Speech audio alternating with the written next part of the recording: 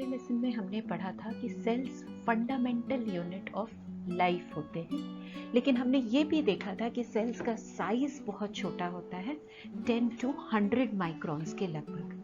लेकिन जो living organisms हम अपने आसपास देखते हैं वो इतने छोटे तो नहीं होते हैं। ये लिविंग ऑर्गेनिजम्स काफी बड़े होते हैं। इसका एक सीधा सा मतलब ये निकलता है कि लिविंग ऑर्गेनिजम्स कई सारे सेल्स के बने होते हैं, सिवाय कुछ बैक्टीरिया और कुछ अमीबा जैसे ऑर्गेनिजम्स के। ये दोनों ऑर्गेनिज्म या ये दोनों ग्रुप के ऑर्गेनिजम्स यूनिसेलुलर हैं, मतलब ये एक ही सेल के बने हुए हैं। पर इनके सिवा बाकी सारे ग्रुप के ऑर्गेनिजम्स, फंजाई, प्लांट, एनिमल्स, ये सभी मल्टीसेलुलर हैं। मल्टीसेलुलर ऑर्गेनिजम्स में सेल्स ग्रुप में रहते हैं, ग्रुप में उनका ऑर्गेनाइजेशन होता है और काम भी उनमें ग्रुप्स के हिसाब से डिवाइडेड होता है। सारे सेल्स सारे काम नहीं करते हैं। So this is known as division of labor. That is, cells are organized in group and the work is divided among these groups. यही नहीं, फंक्शन के बेसिस पे जो ये सेल्स होते हैं इनका अलग अलग स्ट्रक्चर होता है। किसी उनका शेप, साइज, अरेंजमेंट, ये सब कुछ उनके फंक्शन के हिसाब से डिसाइड होता है। इसको हम कहते हैं डिफरेंशिएशन और स्पेशलाइजेशन।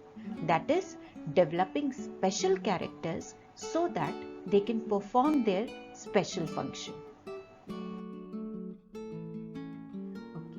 अब हम अपने लर्निंग गोल्स देखते हैं। इस सेशन में हम ये कुछ चीजें जानने की कोशिश करेंगे।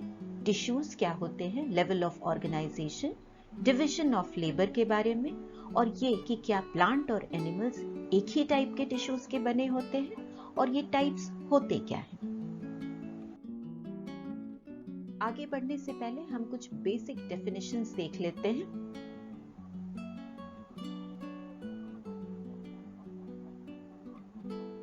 लेवल ऑफ ऑर्गेनाइजेशन क्या होता है। अब आप इस सवाल का जवाब ढूंढने की कोशिश करें, क्या प्लांट्स और एनिमल्स एक ही टाइप के टिश्यूज के बने होते हैं। इस सवाल का जवाब ढूंढने के लिए हमें यह सोचना पड़ेगा कि क्या प्लांट्स और एनिमल्स एक जैसे होते हैं, क्या वो बायोलॉजिकली एक जैसे हैं, उनका स्ट्रक्चर एक है, या उनके फंक्शंस या जो लाइफ प्रोसेस वो परफॉर्म करते हैं क्या वो मिलते जुलते हैं। कंपेयर करके देखते हैं। प्लांट्स स्टेशनरी होते हैं, मतलब वो एक ही जगह पे फिक्स्ड रहते हैं, वो एक जगह से दूसरी जगह मूव नहीं कर सकते। एनिमल्स मूव कर सकते हैं। इसका सीधा सा मतलब ये निकलता है कि एनिमल्स की एनर्जी रिक्वायरमेंट ज्यादा है, प्लांट्स कम एनर्जी में भी मैनेज कर लेंगे। दूसरा डिफरेंस, प्लांट्स का ग्रोथ स्पेसिफिक जगहों पे ही होता है। जैसे लीफ है या ब्रांचेस हैं, वो कहीं से भी नहीं निकल सकते, वो सिर्फ नोड्स पर से निकल सकते हैं। एनिमल की ग्रोथ यूनिफॉर्म होती है। प्लांट्स में ग्रोथ कॉन्टिन्यूअस होती है, थ्रू आउट द लाइफ होती रहती है। एनिमल्स में एक स्टेज के बाद ग्रोथ रुक जाती है।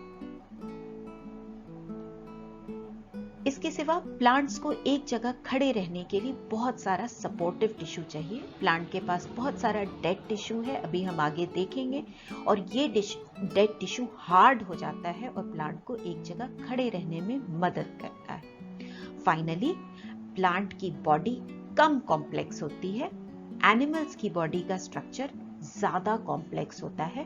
Plants have a simpler body organisation.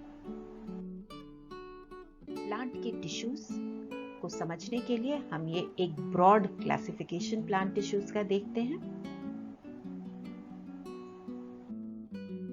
और अब हम एक एक्टिविटी से स्टार्ट करते हैं। क्या आपने ये अनियन के रूट्स निकलते हुए देखे हैं? अगर अनियन को आप कुछ दिनों के लिए छोड़ देते हैं तो आप अपने किचन में अभी जाएंगे और 2 अनियन लेके आएंगे जिसमें अभी रूट्स ना निकले हुए हैं, और इन दोनों अनियंस को 2 अलग अलग जार्स में पानी भर के इस तरह से अरेंज करके रख देंगे।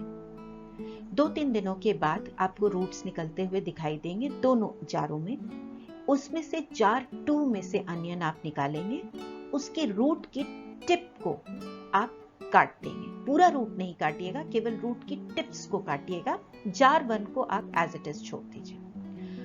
जार 2 में अनियन निकाल के रूट टिप काट के और वापस आप उसको वैसे ही लगा देंगे और फिर से 2-3 दिनों के लिए छोड़ देंगे। 2-3 दिनों के बाद जब आप देखेंगे तो क्या दिखेगा आपको? आप देखेंगे कि जार 1 में तो ग्रोथ और ज्यादा हो गई है, रूट्स और ज्यादा ग्रो कर गए हैं, लेकिन जार 2 में रूट्स की ग्रोथ रुक गई है। जहां आपने काटा था उसके बाद से और ग्रोथ नहीं हुई है। क्या आप इसका रीजन सोच सकते हैं? थोड़ी देर सोचें, और नहीं तो हम इसका रीजन अगली स्लाइड में पता करने की कोशिश करेंगे।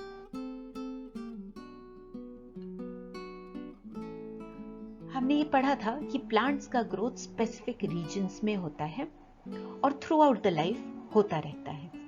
इन दोनों ऑब्जर्वेशन से हम ये कंक्लूजन निकाल सकते हैं कि प्लांट में जो ग्रोथ कॉज करने वाले टिश्यूज हैं वो स्पेसिफिक रीजन्स में प्रेजेंट होते हैं। वो पूरे प्लांट पे बिखरे हुए नहीं होते, किसी किसी जगह पे ही प्रेजेंट होते हैं। और दूसरी चीज, ये जो टिश्यूज हैं वो through out the life active रहते हैं। इन टिश्यूज को, जो प्लांट्स में ग्रोथ कॉज करते हैं, ग्रोथ के लिए रिस्पॉन्सिबल होते हैं, उन टिश्यूज को हम कहते हैं मेरिस्टेमेटिक टिश्यू।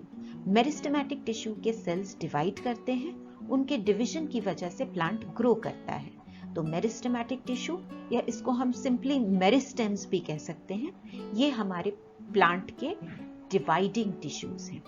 और क्योंकि ग्रोथ स्पेसिफिक जगहों पे ही हो रही है, इसका मतलब है कि मेरिस्टेम्स केवल स्पेसिफिक लोकेशंस पे प्रेजेंट होते हैं, पूरे प्लांट पे हर जगह प्रेजेंट नहीं होते हैं। तो लोकेशन के बेसिस पे मेरिस्टेम्स को हम 3 ग्रुप में डिवाइड करते हैं: एपिकल, इंटरकैलरी और लेटरल मेरिस्टेम।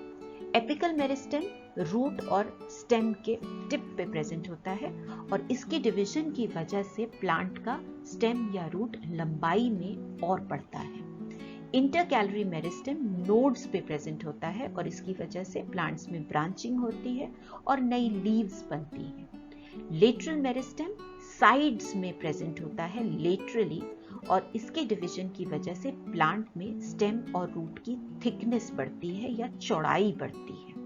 तो अब आप समझ सकते हैं, जो अभी हमने पिछली एक्टिविटी करी थी जिसमें हमने रूट की टिप को काट दिया था, तो एक्चुअली हमने इस रूट के एपिकल मेरिस्टेम को हटा दिया था। एपिकल मेरिस्टेम को अगर हम हटाएंगे तो डिवाइडिंग टिश्यू गायब। डिवाइडिंग टिश्यू नहीं होगा तो रूट ग्रो नहीं करेगी, and that is why the growth of root stopped in jar 2। अब ये कुछ कैरेक्टरिस्टिक हैं मेरिस्टेमेटिक टिश्यू बनाने वाले सेल्स के।